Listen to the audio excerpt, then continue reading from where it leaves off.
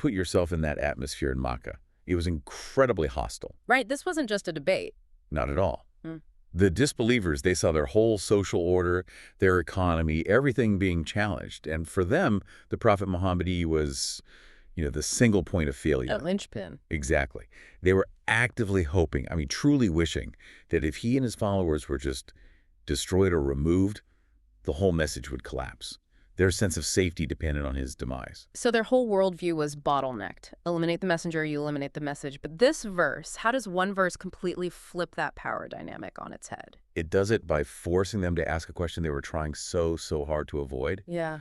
Allah tells the prophet to say to them, have you considered whether Allah destroys me and those with me, or has mercy upon us who can protect the disbelievers from a painful punishment? Wow. That's an immediate reversal, isn't it? It's dizzying. Because they're completely obsessed with one thing. What happens to Muhammad? They think if he falls, they're safe. And this verse just stops them dead in their tracks. It forces them to look right past the prophet's fate and steer directly into their own. It basically says you're asking the wrong question entirely. The irony is it's so thick. They're so focused on the believers, watching their every move, while completely ignoring the one event they can't escape, their own judgment. And that gets to the first core meaning here. The truth itself is independent. It doesn't rely on the lifespan of one person. So Allah's message exists beyond the human instrument carrying it. Precisely.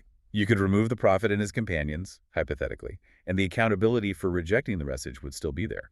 That truth is upheld by Allah himself. Wishing harm on the messenger doesn't cancel your spiritual debt? It just eliminates the alarm clock that was trying to wake you up.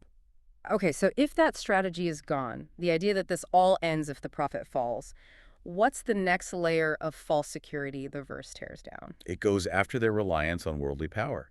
Look at the two possibilities it gives for the believers: mercy or destruction. Right. But the critical point is that either outcome is in Allah's hands. And, more importantly, neither one changes the fact that the disbelievers still have no protector. So all the things they were leaning on, their numbers, their social status, their alliances, suddenly become completely irrelevant. Completely. The verse just dismantles every source of false confidence they had.